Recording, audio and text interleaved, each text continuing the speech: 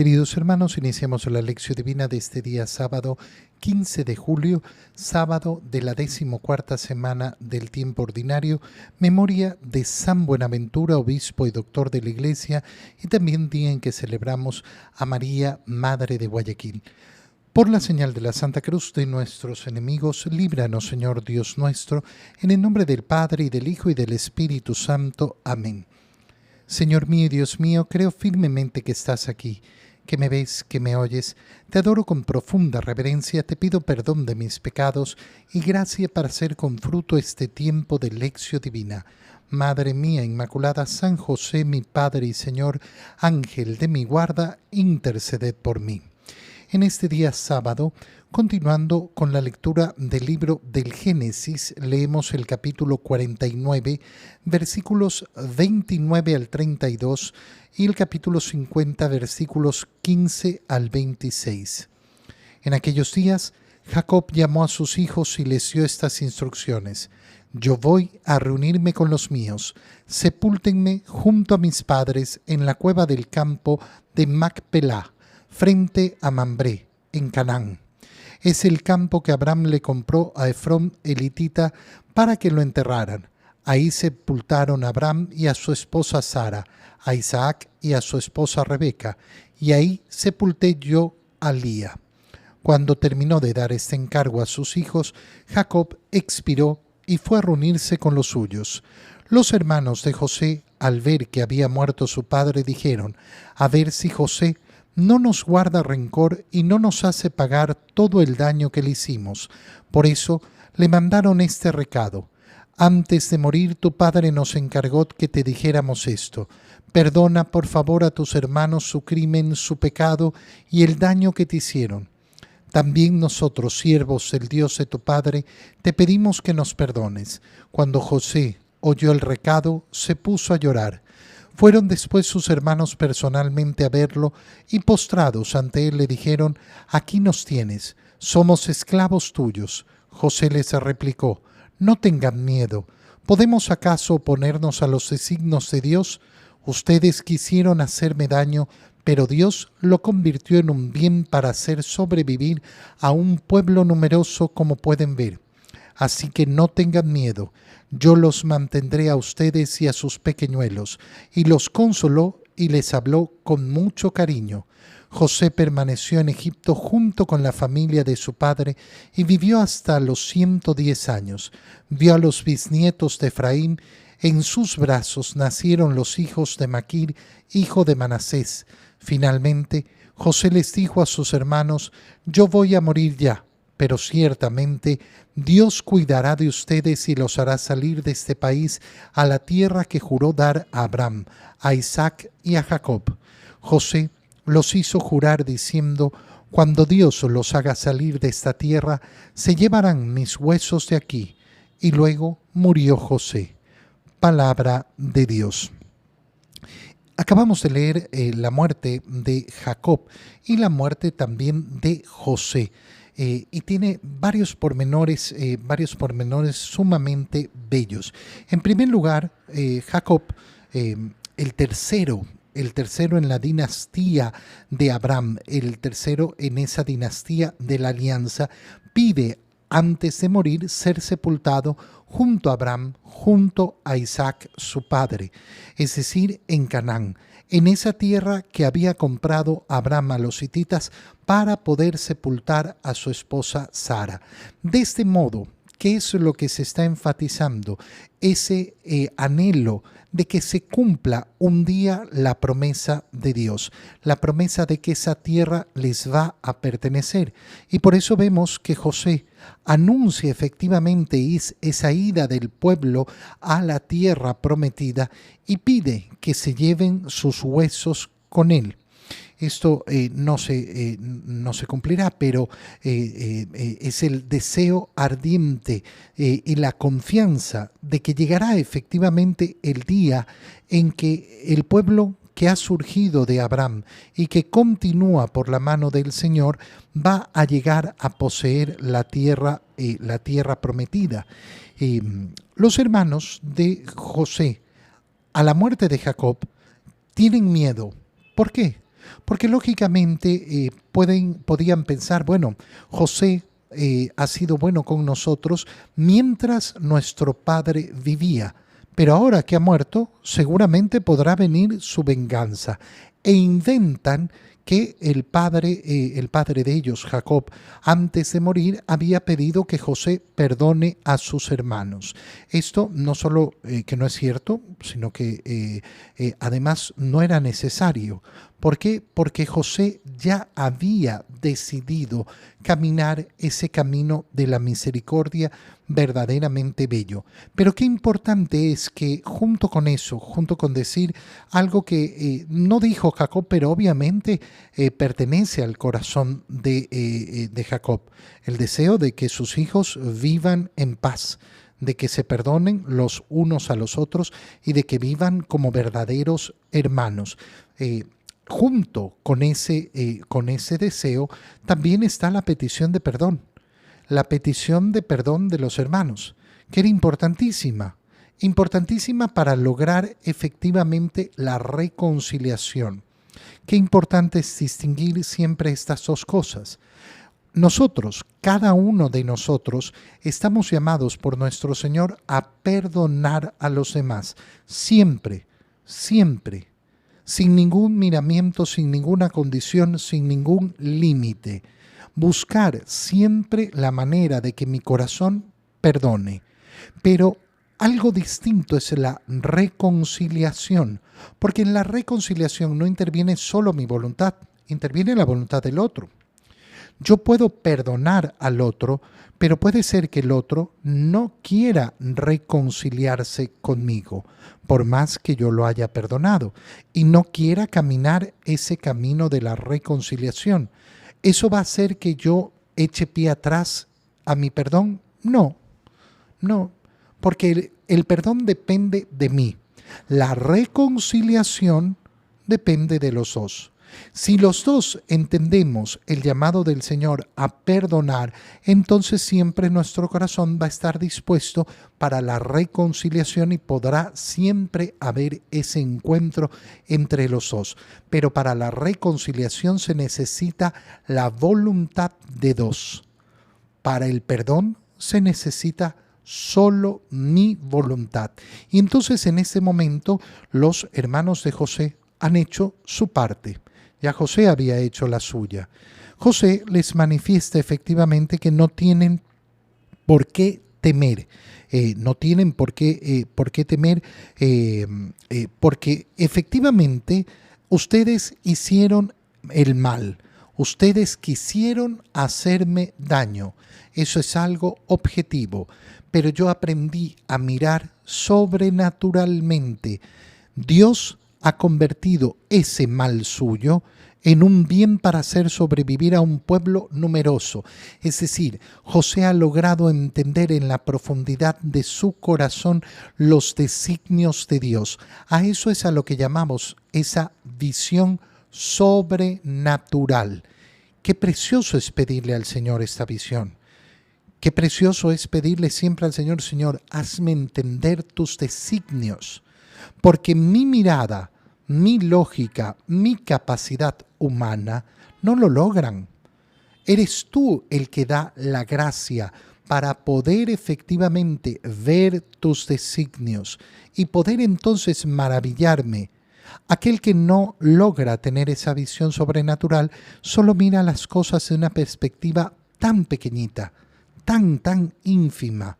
Pero cuando el Señor nos otorga esa capacidad de mirar más allá, qué preciosa es la vida, porque entonces comprendemos la grandeza de Dios y comprendemos también la grandeza de la libertad de cada uno de nosotros.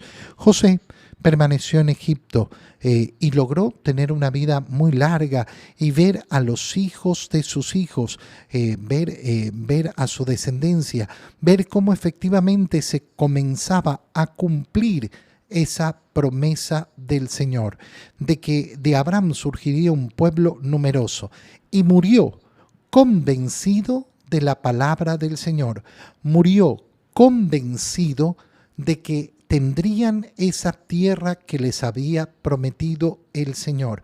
Qué bonito es vivir una vida llena en la esperanza del cumplimiento de las promesas del Señor.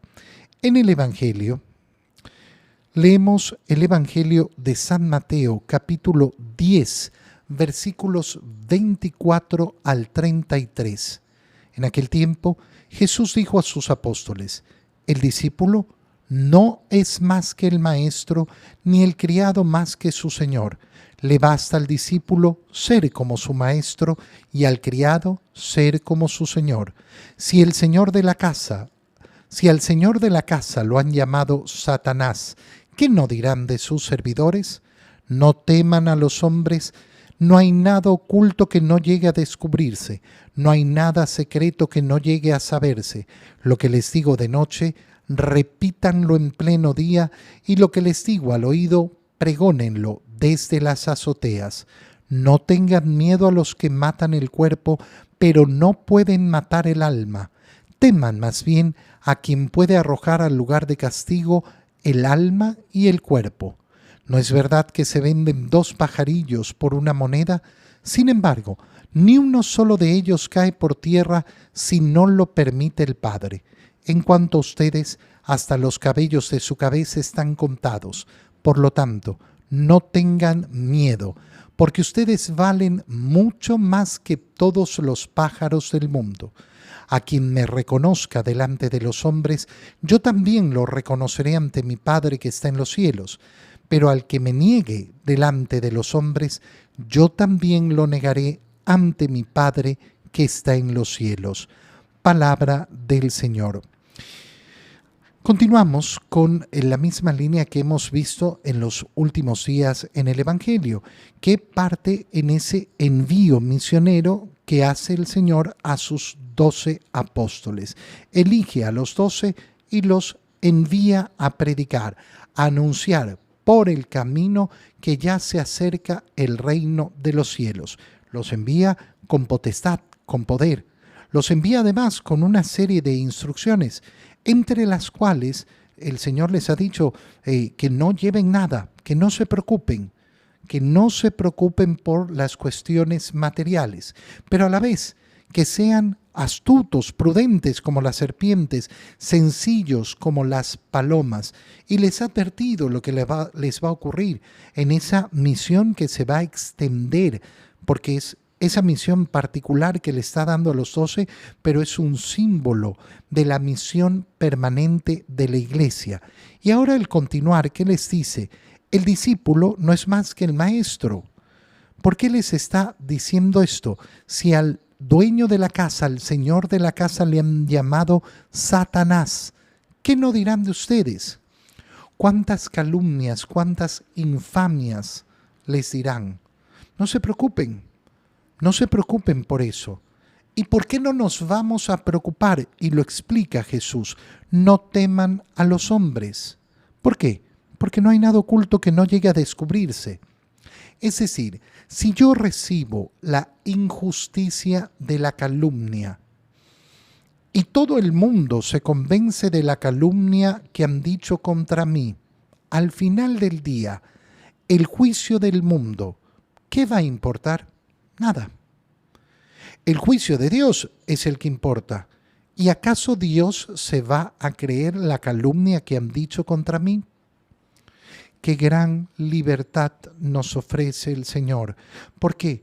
Porque yo veo tantos corazones atrapados siempre por el qué dirán, qué pensarán, pero es que qué van a decir mis amigos, mis amigas, qué va a pensar la gente, qué va a decir no sé quién.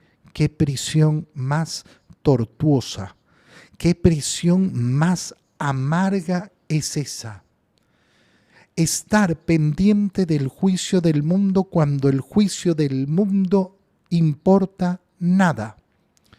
Si recibo injusticia, si la gente habla mal de mí, si me inventan cuentos, a Dios no lo van a cuentear. Dios no va a creer en los cuentos de la gente y su juicio es el único que importa. No habrá nada oculto que no llegue a descubrirse.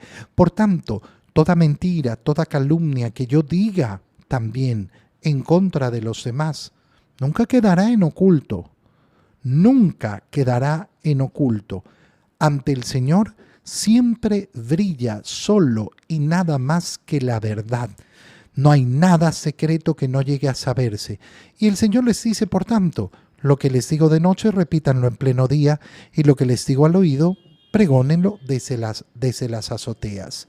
Así como no hay nada secreto que nos está diciendo el Señor, el Evangelio no es para secretismos. Se debe predicar. La iglesia no está hecha para ser una secta, para unos poquitos, para unos especiales. No, el Evangelio está destinado a todos, a todos. Y qué hermoso es eso. Qué hermoso es saber que yo puedo buscar al Señor en cualquier condición, en cualquier vida. El Señor lo que está diciendo y haciendo es una verdadera revolución social. ¿Por qué? Porque no está distinguiendo entre personas. No está distinguiendo entre personas. ¿Quiénes son los destinatarios del Evangelio? Todos. ¿A quién le ha hablado más el Señor? Ay, no, a este grupo. No, el Señor ha hablado para todos. Y eso me debe llevar a reflexionar efectivamente en cualquier convicción que yo tenga de creerme superior a los demás, más importante que los demás. No tengan miedo, dice de nuevo el Señor, a los que matan el cuerpo. Pero Señor, nos estás mandando como ovejas en medio de lobos. Nos estás diciendo que nos van a hacer de todo y que incluso nos van a matar. Sí, y eso es lo máximo que podrán hacer, matarlos. No teman eso. ¿Por qué no vamos a temer la muerte?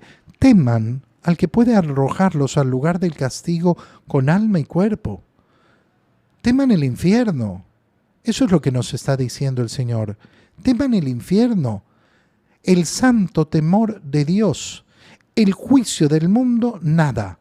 El juicio de Dios es el que me importa. Y Dios es el que va a decidir si yo voy al cielo, si yo voy al infierno. Por tanto, el único juicio que tengo que temer es ese. Y lo que tengo que temer es, no quiero la condenación. No quiero la condenación. No es verdad que se venden 2 pajarillos por una moneda y sin embargo ni uno solo cae por tierra sin que Dios lo permita. En cuanto a ustedes, todos los cabellos de su cabeza están contados. No tengan miedo. Mira cuántas veces lo repite el Señor. No tengan miedo. Ustedes valen más que todos los pájaros del mundo. ¿Qué nos está diciendo el Señor? Algo tan sencillo. ¿Cuándo te vas a morir? En el momento en que Dios quiera. Nos ha llamado a ser astutos, no a ser tontos, no a ser imprudentes, pero sí a vivir una vida sin miedo. Es que me van a matar, es que me voy a morir, es que... Te vas a morir, eso no está en duda, nunca ha estado en dudas. Nunca ha sido una posibilidad el no morirte. ¿Cuándo voy a morir? En el momento en que Dios quiera. Voy a cuidar mi vida, voy a proteger mi vida. Sí, por supuesto, pero no voy a estar con temor. ¿Por qué? Porque yo sé que al final del día me muero cuando Dios quiera, ni un segundo antes. Y mira cómo termina esta parte del Evangelio que es preciosa. A quien me reconozca delante de los hombres, yo también lo voy a reconocer delante de mi Padre que está en los cielos. ¿Qué nos está diciendo? Si no tienen miedo, si no tienen vergüenza, si no se dejan llevar por el qué dirá del mundo, si verdaderamente dan testimonio de mí, entonces yo también le diré a mi Padre, ese es mi discípulo, ese es discípulo mío, ese ha seguido mi camino. Pero si en cambio ustedes tienen miedo y por eso se quedan callados y por eso no proclaman el Evangelio, entonces yo también los voy a negar delante del Padre que está en los cielos. ¡Qué terrible! ¡Qué terrible tener que morirme y escuchar a Jesús diciendo, no lo conozco, Padre mío! No lo conozco. porque nunca fue capaz de defenderme de verdad, de dar testimonio, de ser discípulo, de presentarse ante el mundo como un verdadero creyente de mi palabra. ¿Por qué? Porque estaba más interesado en lo que dirían, en lo que pensaran las personas. Te doy gracias, Dios mío, por los buenos propósitos, afectos e inspiraciones que me has comunicado en este tiempo de lección divina. Te pido ayuda para ponerlos por obra. Madre mía Inmaculada, San José, mi Padre y Señor, Ángel de mi guarda, interceded por mí. María, Madre de Guayaquil, ruega por nosotros. Que el Señor los bendiga, los cuide y los proteja en el nombre del Padre y del Hijo y del Espíritu Santo. Amén. Un feliz día para todos.